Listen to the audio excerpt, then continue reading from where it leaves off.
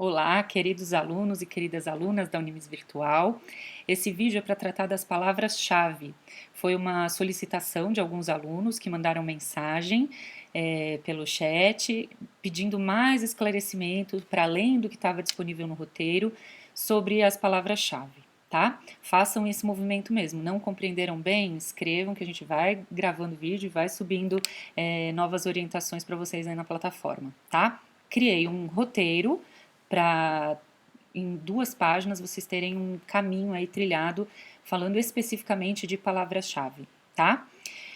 Vocês vão poder rever as palavras-chave que vocês construíram na etapa 1 ao longo da etapa 2, tá? Então não fiquem aflitos.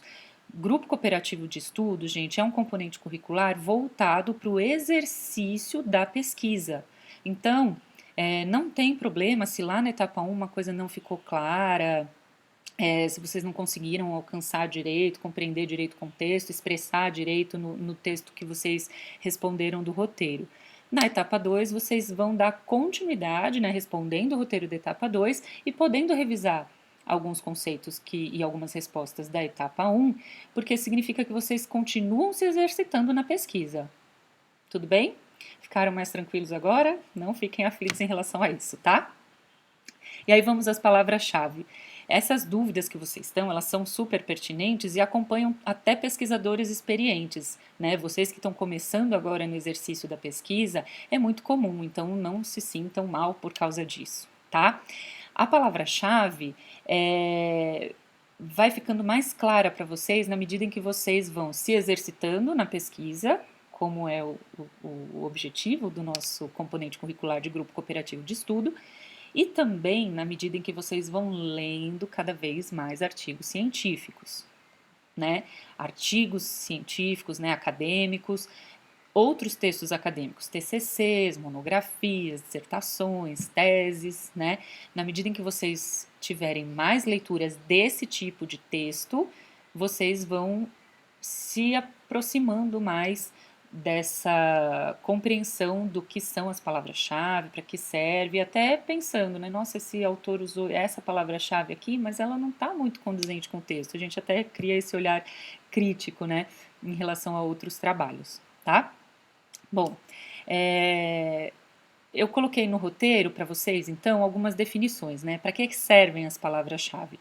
Elas servem para os indexadores, para os sites de busca, também delimitarem melhor o que eles vão fornecer para a gente de resultado das nossas buscas, né? Isso é o mesmo mecanismo que o Google usa, por exemplo, em pesquisas comuns, não só nas pesquisas acadêmicas, tá? Mas no Cielo e na CAPES, eles estão seguindo essas pesquisas pela palavra-chave, tá? A gente coloca uma palavra e eles vão organizar a busca a partir daquilo que a gente escreveu ali, tá? Bom, como eles vão fazer a busca em relação a essas palavras, as palavras que a gente escolher para o nosso trabalho têm que estar bem afinadinhas com o nosso problema de pesquisa. Elas devem representar o conteúdo da nossa pesquisa ou do artigo que a gente vai escrever, do problema que a gente vai pesquisar. Então, a palavra-chave tem que estar bem relevante para o nosso tema, para o nosso problema, tá bom? Elas têm que ser específicas para o nosso campo, né? E para os subcampos de pesquisa. Então, tem algumas palavras que têm algumas especificidades. A gente vai ver isso também nos exemplos, tá? Bom, a grande dúvida é porque elas a palavra-chave, né, deve sintetizar uma pesquisa inteira, um problema inteiro. Então, por isso a gente também fica em dúvida. Não se aflijam, a gente vai testando e vai conseguindo aprimorar essas palavras-chave de acordo com o nosso problema de pesquisa, tá? Eu coloquei aí nas orientações sobre a palavra-chave algumas dicas, né? A primeira delas é vocês escolherem expressões que não sejam nem tão genéricas, nem tão específicas. E aí eu coloquei alguns exemplos, tá? Coloquei exemplos, 2 da área da educação, o primeiro com a minha tese de doutorado, para facilitar até a minha explicação.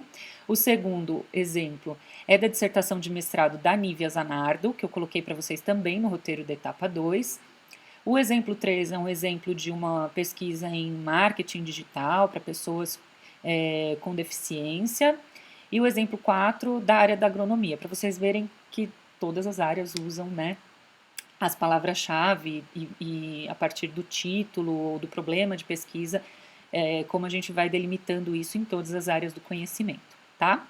Então, vou exemplificar rapidamente em relação à minha tese, que eu compartilhei com vocês.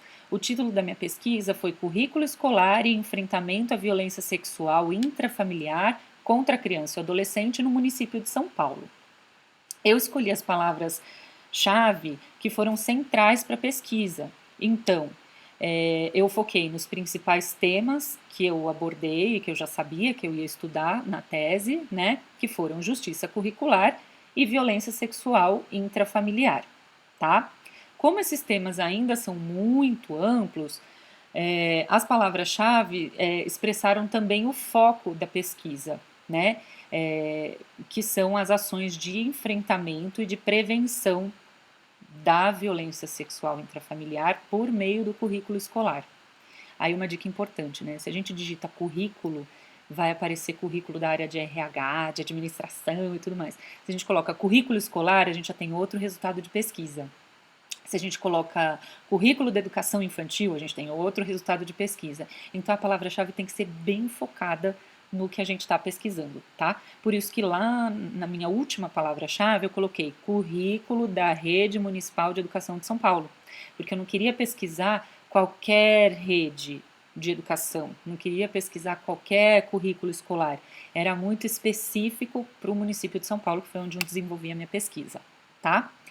Uma outra palavra-chave que eu coloquei aí na minha tese do doutorado foi pesquisação crítico-colaborativa. Por quê? Nem sempre os pesquisadores, os autores de artigos científicos colocam o tipo de metodologia nas palavras-chave. Isso não é fundamental. Mas no caso da minha pesquisa, o tipo de metodologia que eu desenvolvi foi muito significativo para os dados que eu consegui obter, né? Se eu tivesse feito uma pesquisa documental, uma pesquisa bibliográfica, eu não teria chegado a esses resultados que eu cheguei. Então, ao longo da pesquisa, também eu descrevo como foi esse processo de pesquisação crítico-colaborativa. Então, como eu também dei muita atenção a isso no texto, eu achei importante que a gente usasse essa palavra-chave para ajudar a delimitar, né? E aí, assim, num momento em que outros pesquisadores forem buscar na CAPES, na Cielo, que é uma pesquisação crítico-colaborativa, claro que eles vão encontrar os textos da Selma Garrido Pimenta, da professora Franco, né, Santoro Franco, porque elas são as que escrevem primeiro sobre esse tema, que é a pesquisação crítico-colaborativa. Mas a minha pesquisa é um exemplo de como foi desenvolvida essa pesquisação crítico-colaborativa. E aí, quando digitar lá na CAPES, na Cielo, certamente essa minha pesquisa pode aparecer como resultado de busca. Ficou mais claro agora? Ajudou um pouquinho mais? O segundo exemplo é sobre a dissertação de mestrado da Nívia Zanardo, que eu coloquei também no roteiro para vocês da etapa 2, onde ela coloca como título o currículo crítico libertador, respondendo aos desafios do contexto intergeracional nas salas da EJA. As palavras-chave dela foram assertivas, foram muito boas. Ela colocou Paulo Freire, porque é a principal fonte de busca teórica, né, de inspiração teórica, que a Nívia usou na fundamentação dela, e Paulo Freire foi quem cunhou essa palavra, né, essa concepção de currículo crítico libertador. Então, ela não podia falar de currículo crítico libertador sem citar o autor, que foi quem construiu esse termo, tá? A segunda palavra-chave dela é juventudes, porque ela fala da juvenilização da EJA, né? Na pesquisa dela, ela fala de quanto a EJA, que era pensada para jovens e adultos, né, e idosos, o quanto cada vez mais na EJA a gente está observando o processo de um número maior de jovens na EJA, né? E não tanto aquela característica que havia anteriormente de mais adultos, idosos, uma faixa etária maior, né? Outra palavra-chave da Nívia é currículo, Ela deixou currículo mesmo, sem colocar nenhuma outra característica, né, na palavra. EJA, Educação de Jovens e Adultos, né? E classe intergeracional, ou seja, como é que a gente, quando alguém estiver pesquisando sobre uma turma que tenha jovens, adultos, idosos, as gerações todas misturadas, vai fazer a pesquisa lá, classe intergeracional, vai localizar a pesquisa da Nívia Zanardo, tá bom? Os outros exemplos, exemplos 3 e 4, são de outras áreas. Aí eu vou convidar vocês para lerem lá no roteiro e buscarem cada vez mais artigos científicos para terem exemplos sobre palavra-chave, a delimitação delas, tá bom? Espero ter ajudado e se continuarem com dúvidas, escrevam, peçam vídeos, peçam orientação, a gente se fala mais nos próximos vídeos e no fórum também, tá? Um abraço e até a próxima!